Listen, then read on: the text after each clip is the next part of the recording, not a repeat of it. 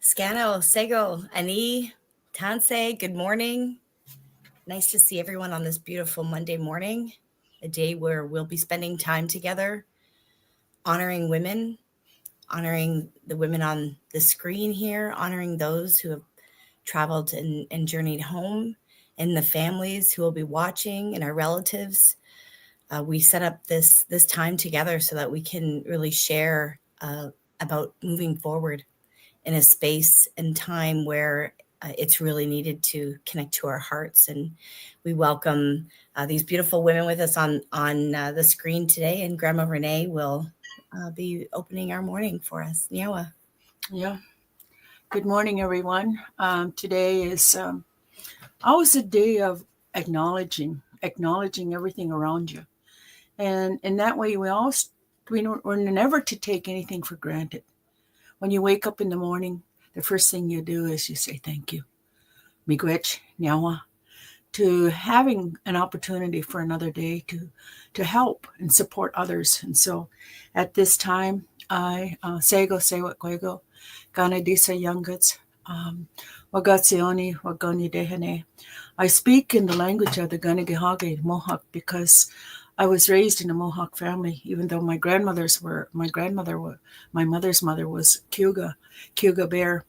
So I was very fortunate that my grandmothers married into families that were carriers that had the knowledge. And so I am very blessed to share my love, share my greetings to you, and to make sure that your day unfolds in a good way with a lot of blessings of reminding you of the frontline workers that are helping you every day. You know, we often think no one understands us, no one knows what we're going through, but the universe knows. The trees, the birds, everything knows when we're going through our sad times. And that is why sometimes we have rains, because it is to clean away the grief. We have the sun. It is to dissolve the grief that is there. And then it's also the snow. It helps too. It is to refreshen us. Also the wind. The wind comes and it carries the grief away.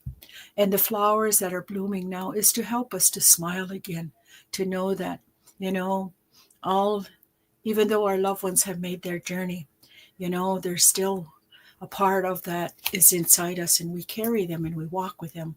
So we're to do, as they say, we're to live as if they would want to celebrate life.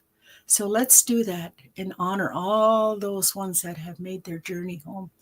My sister, my niece, and my sister-in-law have just made their journey on Easter weekend. And so I'm here to honor and to celebrate that memory of them.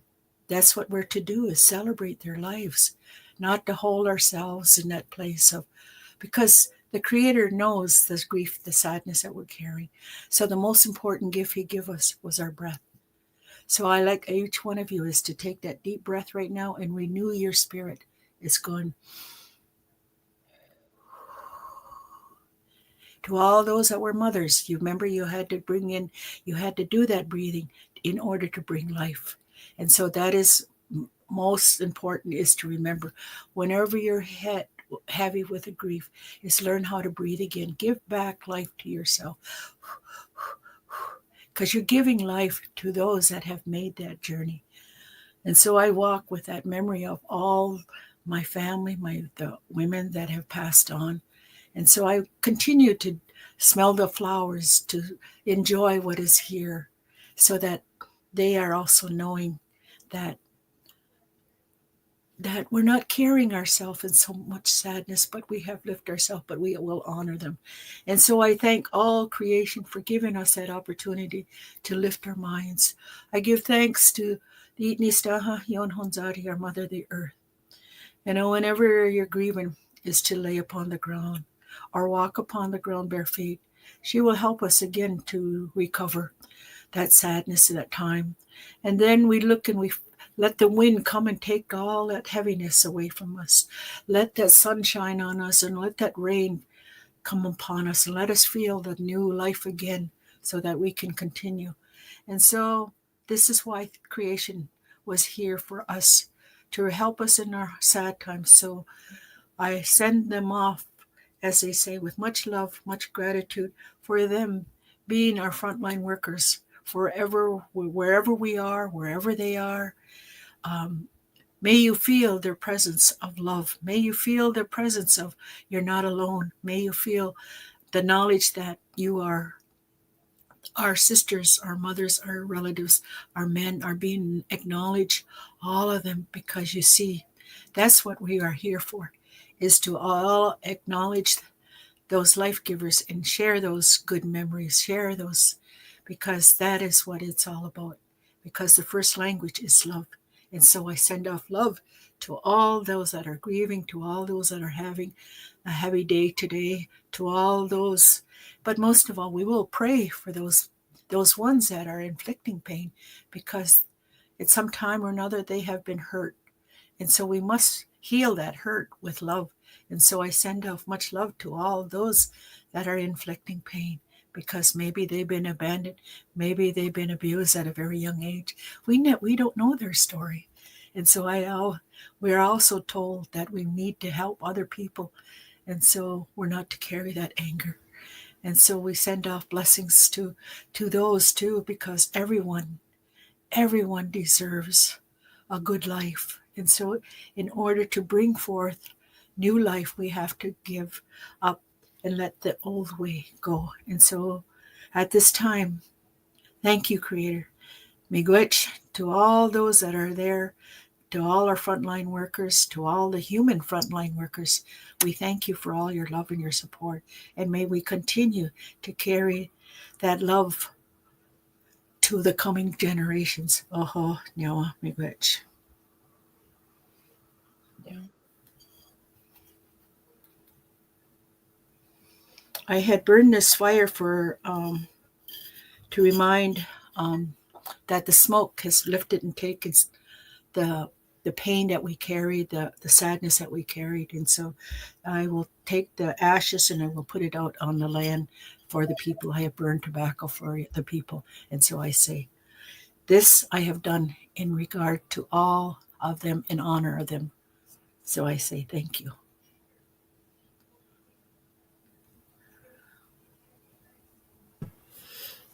Yeah, thank you so much, Grandma Renee. If we'd like, Angela, if you like, you can start introducing ourselves. We'll meet our panel this morning, and then we'll get into a PowerPoint presentation, and then really have a deep conversation about why we're here today. Miigwech nyawa, Grandmother Renee, for that beautiful prayer. It really hit home this morning. Tansei, Ani, Sego, everyone. It's an honor and a privilege to be here with all of you amazing women today to, talk about the sacredness of women, and in relation to, what today represents. I am of Cree Métis descent. My family's from the Red River Métis settlement communities, and my spirit name is She Who Walks with Honor. And I am a pipe carrier and someone who has been given the responsibility to work with women and youth, and to remind them of their honor and their sacredness. I'm an artist, an entrepreneur, a designer, and a mentor, and really happy to be here. Hi.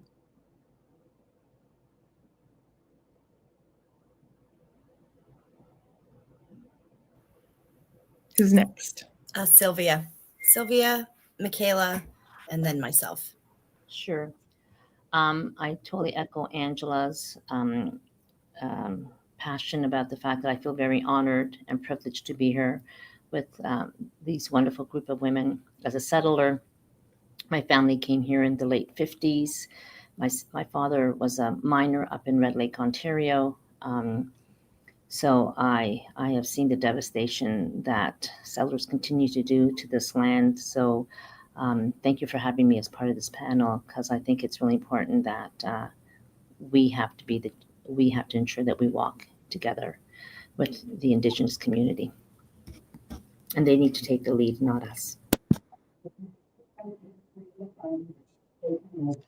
Hello, everybody. My name is Michaela Ralston, and I'm the program manager, and I'm here from Halton Women's Place, which is our domestic violence shelter within the Halton region. I'm also very honored to be a part of this panel today and representing the violence against women sector. As many of you know, it's very close to the initiative that we're working to represent today and discuss. So being able to speak to that and be a part of this panel and bring some awareness to some of the initiatives that are in the Halton region and some of the gaps that we're experiencing is a really great privilege. And I look forward to the engaging conversation today. Nyawa. Scano Jody Nigaso. My name is Jody Harbor. I live in Oakville. I've known I was Indigenous my whole life. I was raised urban, understanding that it is a privilege to be a descendant of the grandmothers who I never knew. My father always raised my siblings and I understanding that we are Indigenous and that it would be a journey to stay connected and understand, to hold that truth that we are Indigenous no matter what anyone says, no matter the quantum, that you're here for a reason and a purpose. And my purpose has been to support my family and connecting back to their roots. And it's been an honor to be able to be that, that deliverer of knowledge to my siblings. They have given me that opportunity to do that for our family. And it's been an honor to walk the path of spirituality and connecting back to the home community that my grandmothers were from. And so my great grandmother was from Six Nations of the Grand River Territory. That was my great grandmother. And she was murdered by her husband, her non-Indigenous husband. She was a mother of 4, and she was 29 years old when she was taken. And this was a big part of my journey that has come full circle. When I was doing my genealogy, I found out that truth. And I didn't realize until the last few years that was the real passion that has driven me to be so active in my community as a volunteer in the Women's Center, a volunteer in, my children's programs, and just a supporter of delivering whatever knowledge that I have acquired through the amazing work and relationships that I've built with elders and grandmothers like Renee and Gail Whitlow and Dennis Wendigo and Alan Sutherland and so many more that continue to show up and support this journey together. And it's been an honor to get to know the service providers in our community who are so passionate about making change, and they know that it's about building relationships and creating opportunities like this where we show up for each other. And grandmother's voice came from that story, came from that, the understanding that we need to do this together. And so it's also been a true honor to be able to work alongside young women like Shauna, who will introduce herself right now and lead us into our presentation. So Nyawa, so much for showing up, Shauna, with your gifts and for being a part of Grandmother's Voice over the last few months. Hi everyone, my name is Shauna and I'm honored to help present this presentation about murdered and missing Indigenous women. And we aim to raise awareness and acknowledge the crisis that has been happening for years and has been negatively impacting many Indigenous communities across Turtle Island. Can you see the presentation? Sorry. So for today, we'll be presenting this Honoring Lives, Breaking Silence, and Reclaiming Power presentation that I've worked on throughout school, just also to raise awareness in my surroundings as well, and have helped put this together with Jody for today. So just to start off, we want to know what National of Awareness Day is. So May 5th is a day of honoring those Indigenous individuals who are missing or have been taken or murdered, and standing in solidarity with families still searching for answers. It's also a day for action, remembrance, and demanding justice, since it's a national crisis that affects Indigenous communities across Canada and the US, rooted in colonial violence, systemic racism, and gendered discrimination. Why does this matter? Indigenous individuals make up 9% of Canada's population, yet make up 24 of all female homicide victims, and 11% of missing women victims. More than 13% of Indigenous people experience violence from their current or ex-partner, making Indigenous individuals disproportionately affected. And just some human trafficking report that I was able to find during my research is human trafficking through the years has become a pervasive issue that affects many communities, affecting over 24 million people globally. 93% of trafficked in Canada are from within Canada's borders. 66% of human trafficking in Canada takes place in Ontario, and 26% of people trafficked in Canada are children. Human trafficking is a modern form of slavery. It often involves sexual exploitation and forceful labor, and disproportionately impacts Indigenous women and girls in Canada. To help with the rest, I will call on, I have it written down on my phone, Angela with the fourth slide.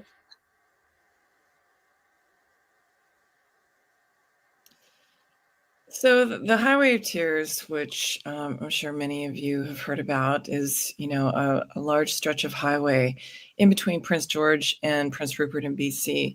So since the 70s, dozens of Indigenous women and girls have gone missing or been murdered along this road.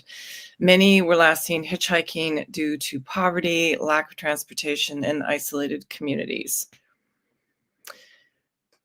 So this stretch of highway, which is very remote and links and is very near, obviously, to Indigenous communities, this addresses an issue that is really stemmed in poverty.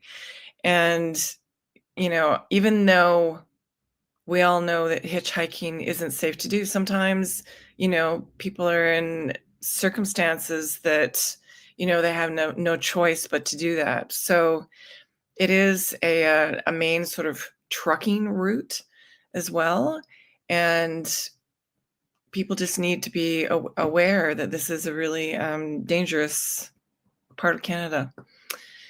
So human trafficking is really a crisis right now, and it happens literally in plain sight.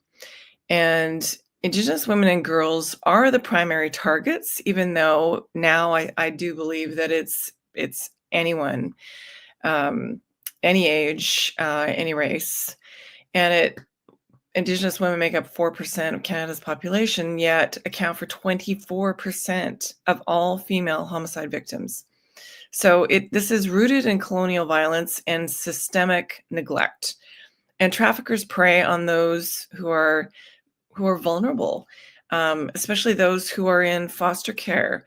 This is something that we've found out in the city of Winnipeg, and I think other cities where young Indigenous girls and youth who are, aged out of the foster care system are actually put in hotels because they don't have any place to put them.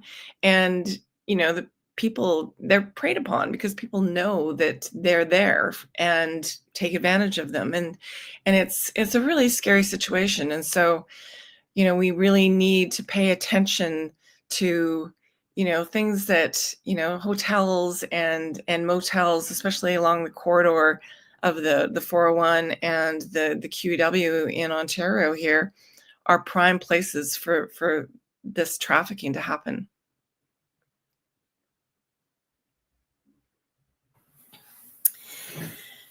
So thank you again for compiling this information, Shauna. This timeline, if you see, it's labeled by the years and things that have happened in our history that really make today's society what it is.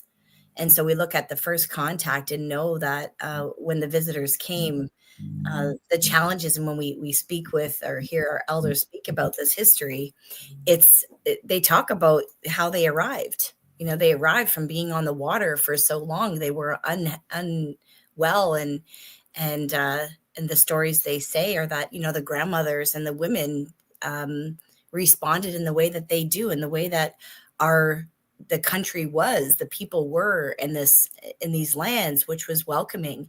Let's help them. Let's bring them in and take care of them and feed them and make them healthy, give them our medicines, give them the food that we've been preserving. And this is a lifestyle. This is a standard of living that Indigenous people had, that no matter who showed up, they took care of. And so, just moving forward, knowing that, they kept coming, and we've, fast forward into the wars and, to the gradual civilization of the visitors. This is where violence happened. Even though it's made to look so wonderful, come and take land, we know during that time that that's where the violence happened. Women who seemed that they were savages, or however the outside world thought of the women when they came here in the lands, they saw this as free for taking. And it's unfortunate because we really, it's unfortunately that becomes the mindset of people when they see the marginalized people on the street. And I love when the grandmas speak about how important people are, especially the marginalized and the people who are out there living a difficult life because the rest of society has not protected them or has not set them up for success or even survival. And so when we look at those people, that teaching is so brilliant that you look at the people who are standing on the street and you have that moment to actually send them love instead of looking down on them. And if there's anything that this timeline to me that I can offer for people who are reading it or just taking a snapshot, if you go to Grandmother's Voices website at the end of the day, probably tomorrow morning, this timeline and PowerPoint will be there for you to share with your networks and your organization. But just realizing that we are all waking up to the realities of this country has become a country in the last couple hundred years. Industrialization, all of these, the rapid growth of our world has become because we are industrialized, we're educated, we're creating things quicker. We can't move forward without really looking back at how we got here on the genocide of people who lived here. And so, just looking at the residential school, the Indian Act, like all of those other timelines, sorry, Shauna, the past system, these are all systems to control Indigenous people and their children and the country and the lands.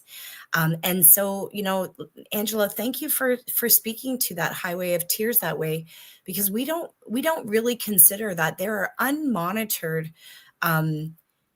companies and things just going in and out of these fragile communities with no way of reporting who's been in and out of these communities, and this is why this is so important. We know that in our communities we have neighbors, we have active organizations that we petition as social and civil organizations, providing services in our region to watch for our children in our communities. We're talking about communities and rural areas that were actually set up for us and our ancestors to not survive in. They didn't expect us to be here. And so, I'm really passionate about bringing this awareness, like this history, of the, this MMIWG epidemic. Again, Angela, you say it, like, this affects everyone now. It doesn't just affect Indigenous women, although today is about acknowledging that this is how it began, and we will never, it will continue to grow as and show up in our society, affecting different genders, different people. It continues to fester and grow because we never got to the root of the issue, and our government has not gotten and learned about the root of this issue. And so, the Truth and Reconciliation Commission in 2015, that's where we, our organizations and the people sit and really starting to understand, what do the 94 calls to action mean? What does that mean to me, to the average person in society? What's my responsibility to this? And then also, the Every Child Matters, that became national, actually international awareness, is where we are now, understanding, okay, all of this happened, and now what? Like, what do we do about all of this? And so this is these conversations is really where I feel it's important. And for those of you who are watching as well, please share your comments, share what you think can happen, like what we need to do as a society, because we can keep talking about all of this and we can keep talking about the history. But if we don't actually have solutions to working, together to deal with this, we're going to continue to go in this cycle. So Shauna, you can go to the next one. Thank you, Jody. So I think, when we look at the impact of colonization, I mean, we can talk about the fact that there's hundreds of Indigenous communities still have a bottled water advisory. Like, how's that possible? And the fact that Indigenous women were the last group of folks who were actually given the right to vote in Canadian elections. So we can talk about the past, but we know so much that it's still happening today. The lack of prioritization of missing and murdered individuals in law enforcement investigation and national policies. Again, over and over again, where we see that if an Indigenous person has been murdered, the response by law enforcement is not as robust as it is for other people. And we still see that happening. So this is not historic, it's actually present day. Underfunded healthcare, housing, and education of Indigenous people on and off reserves. Limited access to safe and stable living conditions. Again, the bottled water advisory. How is that possible? A lack of culturally competent education awareness among law enforcement, as I was saying, in terms of the fact that, the highway to tears, the fact that Indigenous women were being murdered and were missing. Again, where was the call for action around that? It was always sort of swept aside. Anti-Indigenous rhetoric that continues to harm Indigenous individuals by limiting rights and access to preventable resources, making it difficult for victims to seek help. For a lot of communities, especially in the North, your law enforcement, which is the RCMP, again, education really helps, but there's still pervasive attitudes that the lives of Indigenous folks do not matter as much as the lives of white people. Harmful stereotypes that hypersexualize and dehumanize Indigenous victims, particularly women. And so again, we still have the calls to actions, and a lot of those calls to actions have not been materialized. Why? The question is always why, and we know it's because, again, present day, the effects of colonization permeate every aspects of Canadian society. So I think now we're going to talk about policing and justice.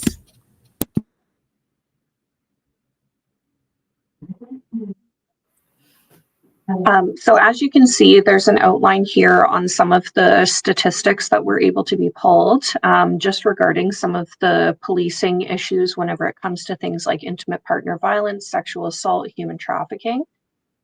So based on the numbers, you can see it's a pretty pervasive issue, and it's ongoing, and it's ever evolving, and it's ever expanding. So we see that this is, expanding further and further, especially with the impacts from COVID and things like that, which I'll get to in the next slide. We, in the women's violence against women sector, have seen a marked increase in, things like violence from adult sons against elderly mothers. A substantial increase across COVID, for example, with, the VAW sector exploding, where there was actually, a substantial increase in these calls and people reaching out for resources that they hadn't previously. And, in 2023 in the Halton region specifically, we were able to get the accolade of, declaring intimate partner violence as an epidemic, and being able to have that recognized within the community was a substantial step forward, but also very humbling. Whenever we look at Halton Women's Place, for example, we're an organization within the Halton region, but we only have 2 shelters. So it's a very scarce resource, despite all of these massive exponential increases in what we're seeing and the reported amounts of violence that's taking place, and the various amounts of violence that's taking place, different degrees, different types of violence. So, last year alone, we received over 1,300 crisis calls to our crisis line, and we had to turn away almost 400 people as a result of the shelter being full, things like that. So it really speaks to the need to address this as an issue, and the lack of availability of supports. So one of the other things that I wanted to highlight as well is the lack of support for Indigenous individuals specifically.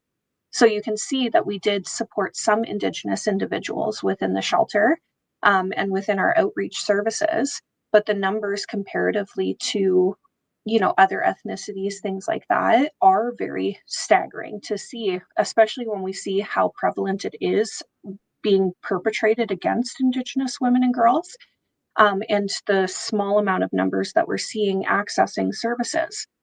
So one of the things that I wanted to highlight is some of the barriers to accessing those services that exist for Indigenous women specifically.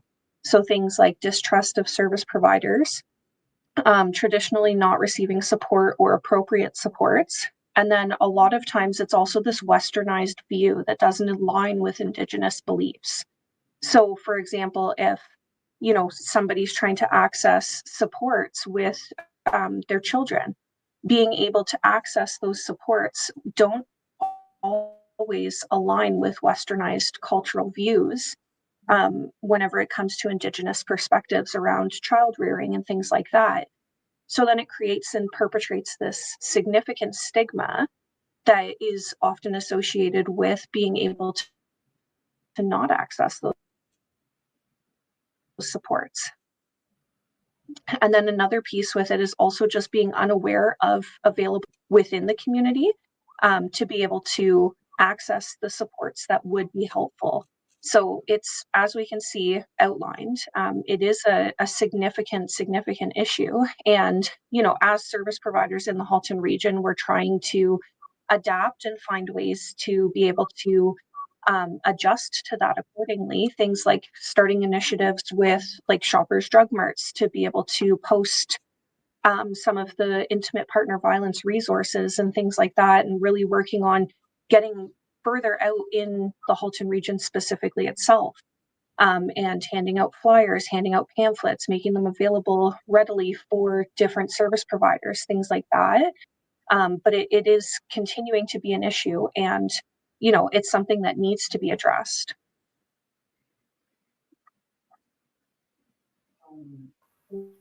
Yeah. Amazing information. And I, as I'm listening, I'm jotting down all of these notes because I feel like the work, I know the work that we've been doing in our region as an organization, building capacity. Like, thank you, Michaela, for mentioning, the frontline providers. And how important it is for them to understand what it means to have a safe enough space and understand cultural humility and competency when working or supporting Indigenous people and families.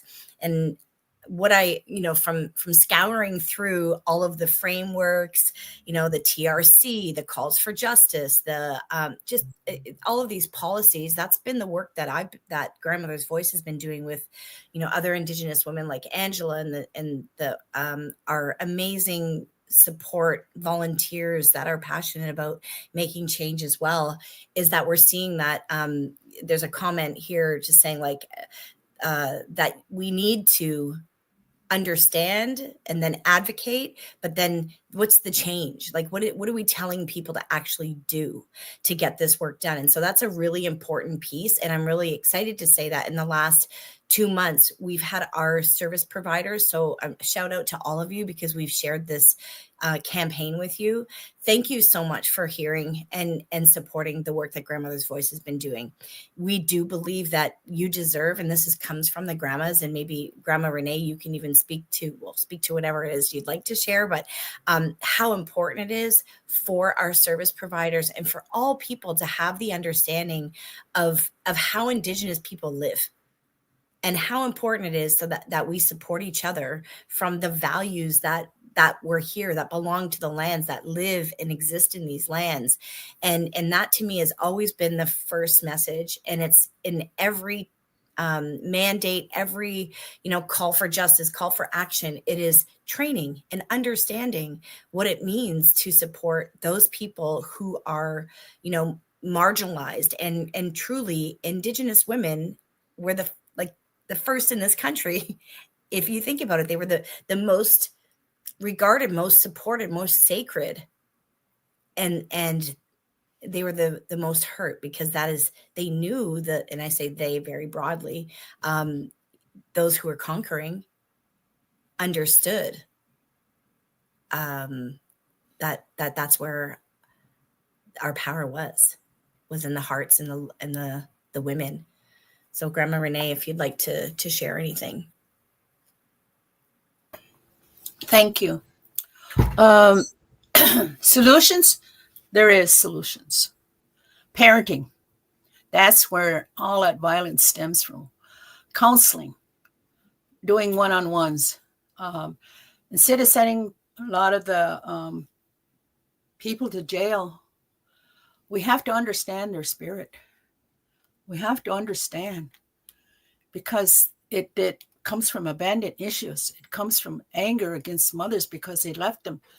And even today, I know we got daycare, but can you imagine what's going to happen later on if mothers are not involved with that nurturing at an early age? This is what all of this came about. It starts at parenting. And in our way, children were the most valuable gift. But you read in history, like a good example was family and kinship in England in the 1450s to the 1800s. A lot of the children were put out so that they could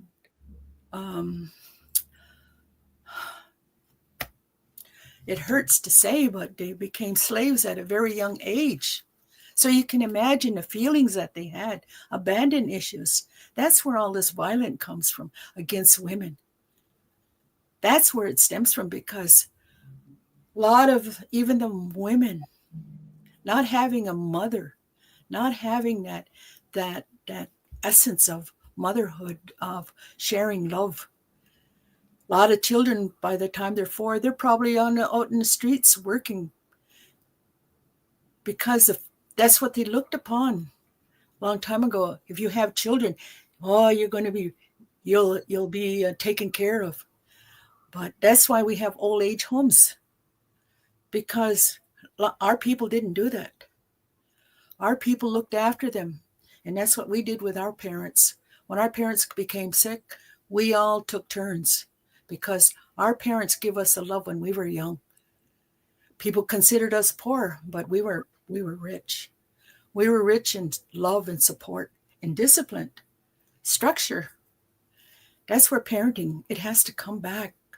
We have to remember that a child is very precious, not a commodity, not a resource.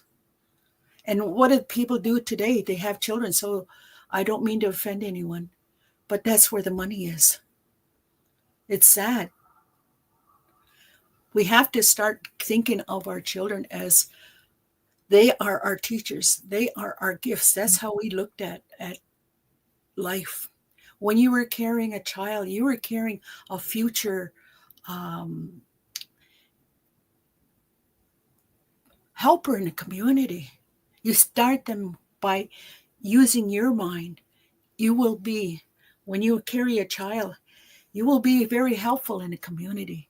But if a mother is angry and hurt, she's going to put that into her child. So it all starts from parenting, nurturing. We have to stop abandoning our children. Abandoning our children and replacing, as they say, toys in front of them. You know, the most important thing a child really likes. Because I know, I asked, if I was your fairy godmother, what would you want to a group of kids, youth? And they said, I would want my mom to spend time with me. It's going to get worse because look at, nobody's paying attention to their children. We have to limit it and spend human contact. This is what it's going to get worse. And we have it in our hands right now. It's up to you. We have to stop this violence. That's why I said we have to pray for those people that are inflicting pain because they weren't nurtured. They were abandoned. They had to do things that in order to survive. So we need to bring back nurturing. Nurturing. We have to nurture ourselves. We have to set boundaries because we are very important and very sacred. We have law written right inside us. It is called a crap detector. We know when we're doing right. We know when we're doing wrong. And so we need to bring back love because love is that first language. Love is that first language because all we have in our stories, our traditional stories, talks about how the peacemaker, he sought out people that were, as you would say in today's language, they were abandoned, they were neglected, and he brought back their spirit. He gave them love. In all our stories, it talks about, even at time of creation, it says, if there was ever a loss of a mother, of someone guiding them, this is why creation was created. We need to bring back our stories of compassion and caring. We need to do the teachings from the trees and the plants again. What is happening? You see, even the animals, they'll take in another one and they'll treat them with lots of love. You know, animals have a lot to teach us. So we have solutions, but it's up to us. We have to start in our own homes with our own. So if we teach our sons and our daughters how to love, then they will go out into the world and they will teach them how to love, not be bullies, not being aggressive, not thinking of materialistic things. So there is solution. It's right here. And know that you have all the support you're going to need by just taking them to the natural world. Take time. You know, a child loves, what do they say? Come play with me. You know, that's the most powerful medicine for anyone, even an adult, even an elder. Play with me. Sit with me. That's the most powerful message. And that's the way our people believed. That's the way our people were. Before we were taught to abandon, to separate, to break our cycle of family. And we do it very well with ourselves today because there's so much anger. That's why I said we need to do counseling, because we need to hear their spirit. That's how we took care of people. We took care of their spirit before that, so that, we didn't have to apply pills and drugs and all these things, because we give them the most important gift they needed, and that was love. And that's the way our people, that was the base of our foundation, of the gonna let go of the great law. All our stories talk about these things, about how important parenthood is, how important the rites of passage is, how important that we continue to share with our children the importance of love of yourself, so that you set up boundaries, love for others, so that they can in turn be given a gift that they were neglected of. And that's even in our homes. In our homes, that's why at our place there was many children that would come and play at our house. We had a big family, but my mom said the more the merrier, because that's what a family looks for. That's what anyone looks for. They look for belonging. So that's why we have gangs. This is why we have people doing these things, because they're not belonging. And it's going to get worse, because those children will not feel belonging if they're more. I don't mean to offend anyone, but technology is good in some places, but not to be consuming relationships, to be taken over, because we need human contact, because energy flows from one another, and that's what we need to bring back again. We have been disconnected, and see, even when they go to jail, they're separated, and where are they put? They're put where there's a lot of anger. So when they come out, there's going to be more anger. So you see, we need to bring back the gift of the very precious gift that all creation was given, and that is the gift of giving of love. So we have solutions, and it's right here within us, and it starts with us. So we play a very powerful role in tomorrow's. And so I say, thank you for listening. Thank you for giving me this opportunity to share what I learned from my grandmas, what I learned from the people in my neighborhood. My dad said, if anybody corrects you out there in the neighborhood, he says, they have that right. Because you see, it takes a whole community to raise a child. That's how we were raised. If anybody saw you out there misbehaving, they had that right to correct you. And so we became, as you say, look around to know somebody cared for you. Somebody cared that you were you were on the right path. Yes, you were cared for. And so I love that phrase. It takes a whole community to raise a child, because some, it's single parenting, and we need our community to have that open heart to listen to people, because in our way, the Creator made everything of creation our family, so we would never be abandoned. We have never been abandoned, because we have the land, which we refer to as our mother. We have the animals as our brothers. We have our sisters as the food. We have the thunders as our grandfathers and grandmother, the moon. We have our relations, so we're never without a grandma. We're never without a grandfather. We're not without somebody watching over us. Every day I go out, I'm very happy that I have my older brother.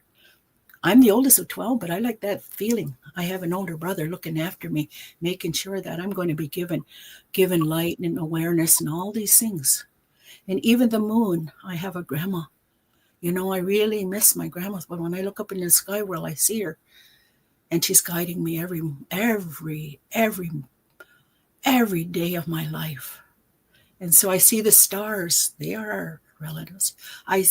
We have that relationship. That's why we understand that they are frontline workers to take care of our sadness and our grief. And so this is what we need to bring back to the people, to save our trees, to save our land, the air and water. This is what our treaty belts are all about. It was for all people, This was our policy, so that it would ensure wellness and well-being amongst all people. All the children would be taken care of, so there would be no contamination of the land, the air, and the water. And that would guarantee health and wellness and well-being. So I say, thank you for giving me this opportunity. I could talk more, but I see the time is cut, has limited. But I hope what I shared with you is all about love, and that you have never been abandoned, that you are always taken care of. So I say thank you. Oh. Yeah. Yeah. It's hard to even add anything after that. although there's a small list that I have here that I would like to share. However, with our open hearts in this moment, like Angela, Sylvia, Michaela, Shauna, please share whatever you'd like to follow, because that was such a heart-led conversation. And there's comments in here about nurturing, and we need this love back. And the work that Grandmother's Voice does is led by the grandmas, Grandma Renee and Gail, who have guided us on this belonging journey. Would you like to share anything before we get back into some documents we need to share? Well, I really want. I don't want to focus on anything negative now, because everything is so positive, and yes, you're right. Unfortunately, why we're dealing with these issues, and separation of family and many people not understanding how to parent, was because of residential schools, and they knew that. And so you take the family away and break it down, and then those kids don't know how to be parents and don't know love and all of those things. So that's, a very integral part of, truth and reconciliation. So I would like to reiterate that, yes, counseling and the work that Dennis Wendigo is doing, and I'm so proud to be a part of his program, to help support it and see people learn we have such amazing knowledge, and, getting that information out there is always a bit of a struggle. And so the more people that learn, and the more opportunities that we have to, do ceremony with people, to share, so that people can start understanding our worldviews and what we believe in, which is holistic. And, the more people who can understand that, and I know gravitate to it once they do learn it, that it's a much better way of living. It's a much happier. It's not about stress and fear and being on a treadmill. And myself as a single parent, not necessarily having the support, to work and take care of my kids and all that. So all of these things that cause these issues that we're facing now. And even with all of the, I tried to help and support the Hamilton Native Women's Center as much as possible. And over the last 10 years, to see it having to grow, because there were so many families and so many women, some of them with, 3 and 4 kids, having to, find a shelter, emergency shelter. And the fact that they did not have the capacity to help everybody. They have a food bank, they have programs, but, it's sad to see that those kinds of services are not even helping enough people at this moment in time. And they don't get the same kind of funding, or that they don't have a marketing team like, say, the Good Shepherd does. So yes, having more awareness and billboards and ad campaigns and all of that really needs to be front and center, so that people really understand what's happening. And it's not just Indigenous women either. And I have to say that the Hamilton Native Women's Center actually is open to all women. So it's not just Indigenous. And so, yeah, it's really about just being aware, and what can you do to, learn more, to how are you going to make a difference? How are you going to, help this situation? Because we all need to, as a human family, that we all are responsible to, make the changes in society so that we can have, a better, you know, a better life for the coming generations. So yeah.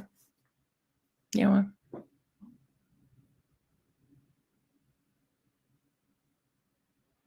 I just wanted to speak to, as like a service provider in the field as well.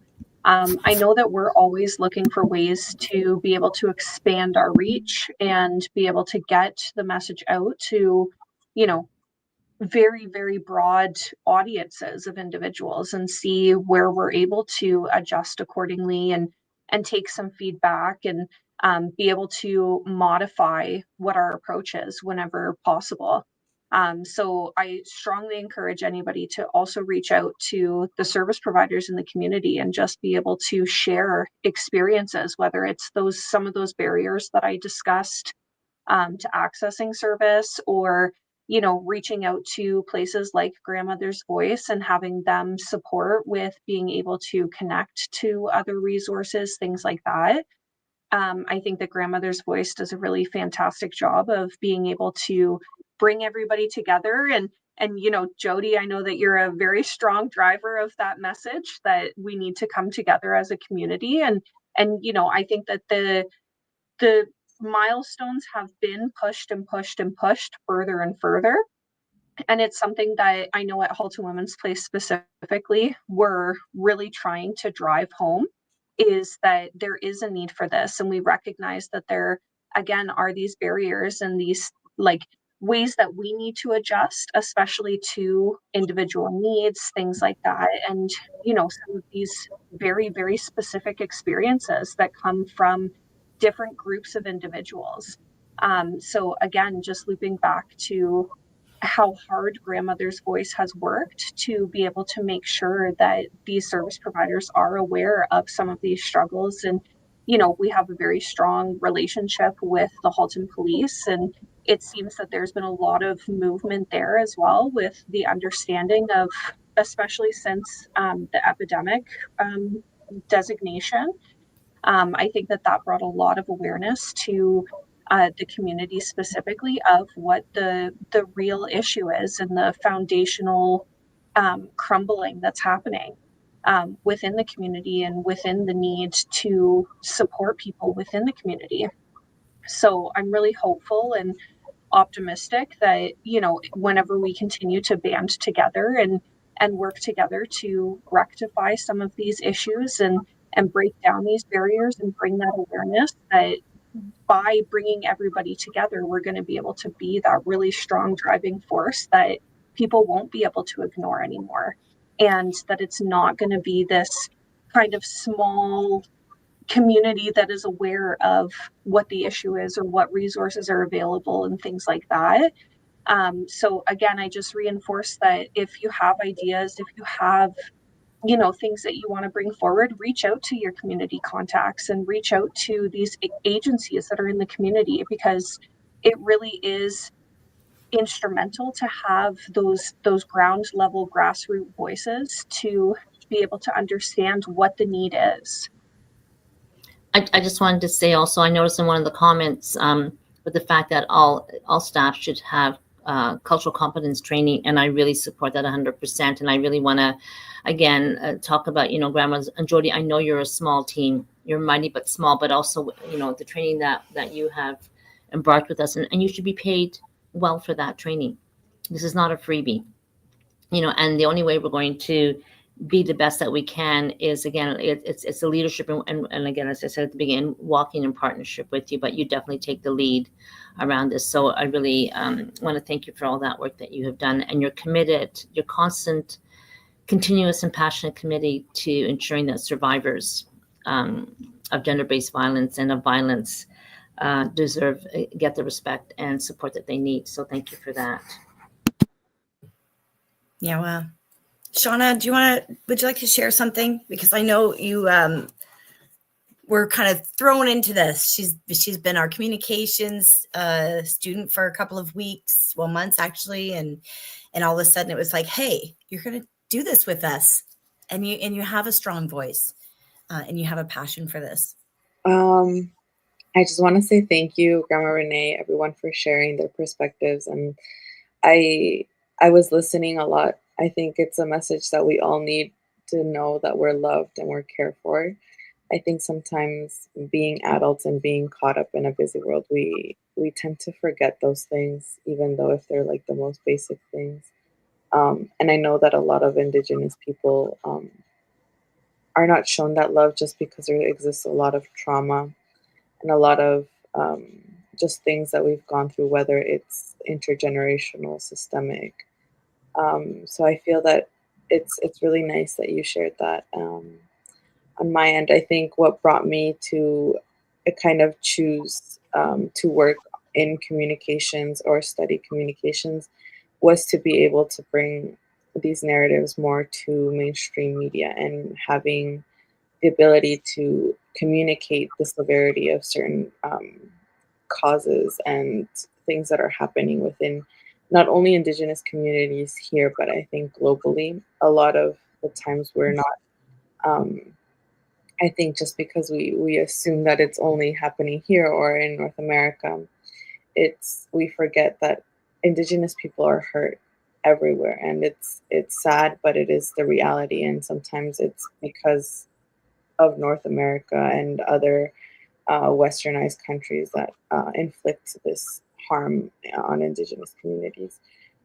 So yeah, for my career, I've chosen to work in media and wanting to change those things, whether it's through illustrations, graphics, or marketing. And I think it's something that needs to improve a lot, because when we talk about representation, it's not only about showing off how, I don't know, to make beaded earrings well, or put on your traditional clothing well. Those things are very helpful for a lot of Indigenous youth. I think also showing how representation can bring an impact, a positive impact to our communities, is also something that um, media has the power to do, as well as it has the power to, inflict so much pain on people as well with the misrepresentation and misconceptions that have been shared of Indigenous people.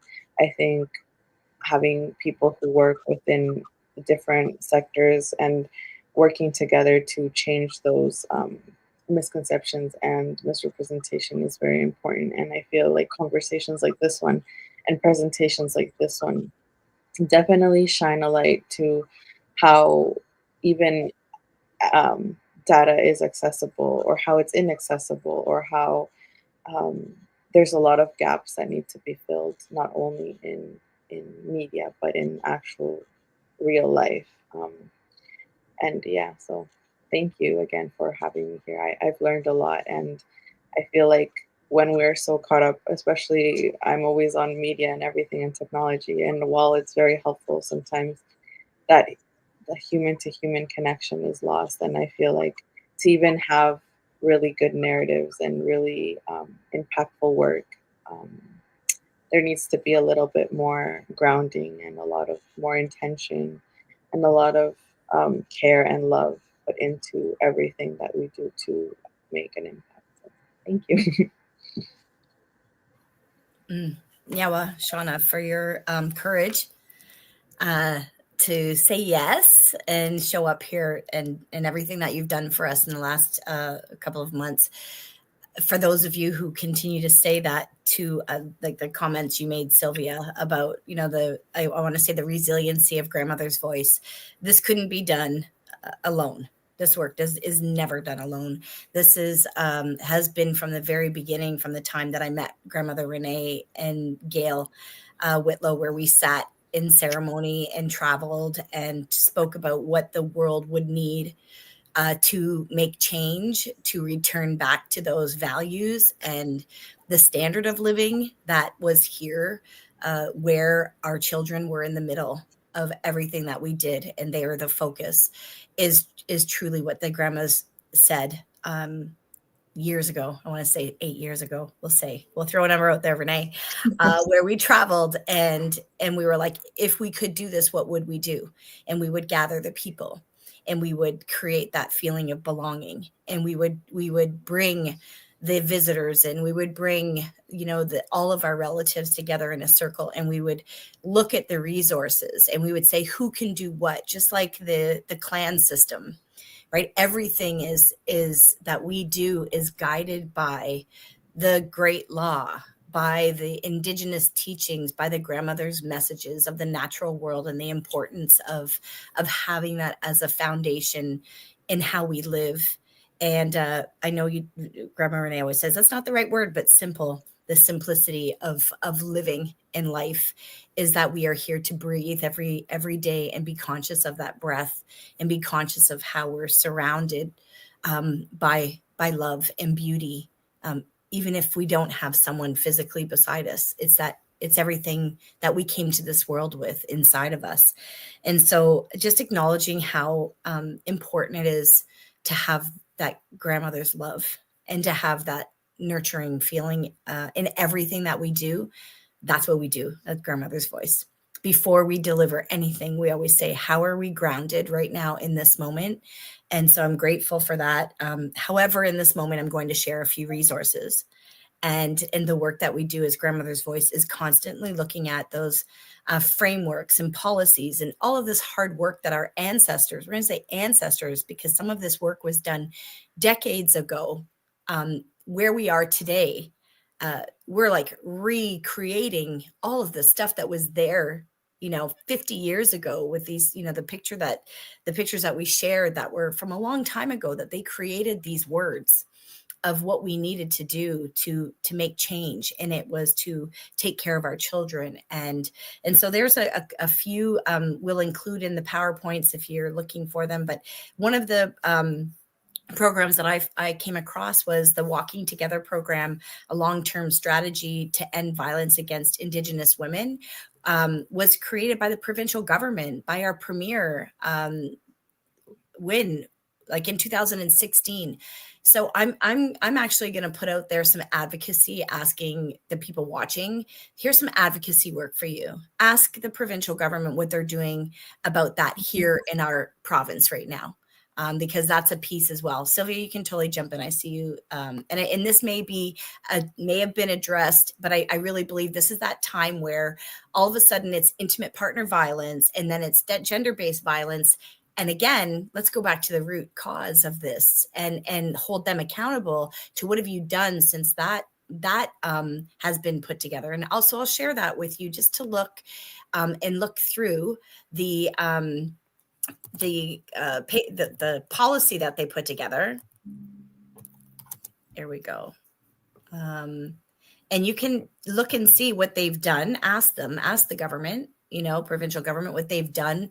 And there's actually really good resources in here as well. And then also a petition that Grandmother's Voice created in the middle of COVID, which again was about bringing awareness to what can we really do for and to bring awareness to Indigenous women and the MMIWG epidemic. We're going to call it a crisis because it continues to happen. And so the grandmothers again created an amazing, we spoke about what would it look like to honor Indigenous women and this whole vision. And it was the children as well. And we created a garden that we call the Living Monument. And so the petition that I'll share is also a petition about creating a living monument. And this can be done by anyone. This is not about, calling Indigenous people and saying, what can we do? How do we create this? This is about truly looking at the beauty of a garden and saying, I want to designate this as a living monument to people who, when they walk by, they look at Indigenous women as sacred and as beautiful. And so there's information in that link. You can follow us with that and help us bring that to our government to say, at least like, give us funding for this. Let's create something together where we're bringing this awareness together.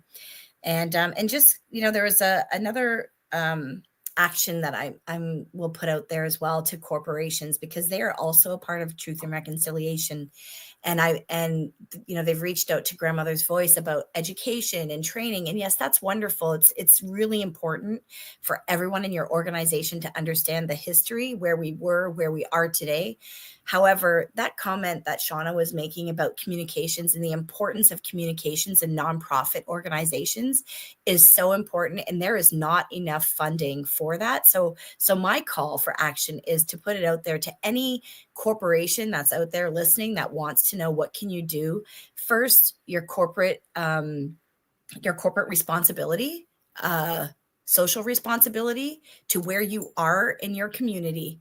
What community do you live in? And what can you do to give back to them? Find money in your organizations to give money for communications, because if our frontline workers are out there doing work, however, and they cannot communicate to the community what they're doing, like they're already doing a ton of work. So that right there is, to me, we're going to say a low-hanging fruit. That's a business term, right? Help out. That is something that is really specifically needed in these frontline organizations. And so turning these policies and frameworks into experiential learning, that's where you make change. When people are sitting in the learning, and maybe reading and online, that's one thing, but being in relationship with Indigenous people, that's experiential. So continue to do this, continue to put yourself out there and ask your local Indigenous organizations how you can help. Don't ask them what they can give you. Don't ask them what they need and how can you help them, because that's what's happened with Grandmother's Voices. Our partners have done so much amazing work in extending the opportunity for us to show up in the spaces that they're in, and creating these opportunities for our Indigenous folks in the community to know that these spaces are becoming safer and understanding about what they need. And so I think I've gotten all of my sticky notes covered here in the background. And so as we step away from this circle together, Grandma Renee, if you'd like to share any last words to send everyone home with, that'd be amazing. Nyawa to everyone for continuing to follow Grandmother's Voice and share the message of love. Okay. One of the, I would say, is learn how to say thank you. I know things like this heavy on our hearts, and it's because of trauma that we have. It's like a lesson. It's an experience that everyone has had, and that we learn from it, because pain is the greatest teacher. It is to help us to come together, to support one another. It's not to divide us. And so I'm reaching out to each and every one of you, is that I know each of you have had pain, but pain is you have a unique body that has ability to heal with the help of all things around us. And this is why we have kind words, and kind words starts from you in your heart, learning how to take care of that heart. As frontline workers, we take on a lot, but you also have to learn how to breathe. We're all shallow breathers. And as a result, we hold on to too much. Every time you hear grief, you hear go, and you embed it in yourself. So learning how to do stretches. Well, the animals are the greatest for one, teaching us about stretches. How to get up in the morning is to stretch. Move your body, always stretching. Because if you don't, it's going to get stagnant. And so learning how you have the most precious gift. This body, your body, has the ability to always be enhancing and healing. So it needs movement, though. It needs movement. So one of the things is learning stretches. You don't have to go to the gym. You can, as they say, is like dishes, sweeping floors, all those little things that that we forget to do sometimes. So those were created to have movement in our bodies. We didn't use them as chores. We use this as, what are you going to contribute today to make this a better place? And so if I wash the dishes, it's contributing. If I pick up things, it's contributing to my body to becoming well and to remove. You know, when they say when you're angry and upset, we were all sent outside and work on the land. So after a while, we were forgetting we were angry because the land took that anger off of us. And so these are things that we need to bring back again, is remind the people that, you know, chores aren't bad. Chores are enhancing our lives, enhancing our environment. It gives us something to do when we are troubled. You know, that's why men would chop wood, because if they were angry, they got that out of them. And so these things that we need to bring back helps us to release, do a lot of releasing. And we were all told that these things would come to make our life easy, but making our life easy was to, in other words, cripple us so that we wouldn't be doing and our bodies would break down. Our bodies need to be doing. So after we're finished here, I got things to do. Remove to remove, you know, the heaviness that we heard. And I'm doing this for those people that cannot grieve, cannot hold those tears in a place where they need to be. And so I'm going to be doing the things that needs to be done to be well. And so I send it out to all of you, that you can renew a most precious gift, and that is yourself and in your environment. Start off by saying good day or good morning, good evening, because when you put that word out, good, it wraps around them. And that's what people need to hear. People on the street, people that you pass by, people that you even smile at somebody. Maybe you're in a bus and just smile at somebody and they'll go, somebody's, you know, it's so simple just to wave and say hi, and simple things like that can lighten and lift that spirit that may have been very sad that day. So give your little hand a little wave and give your face a little smile to encourage creating a healthier community. So Nyawa, thank you. Yeah. Nyawa, Grandma Renee. Always so beautiful. And to everyone who's been watching and sharing, and we hope you stay connected. Thank you.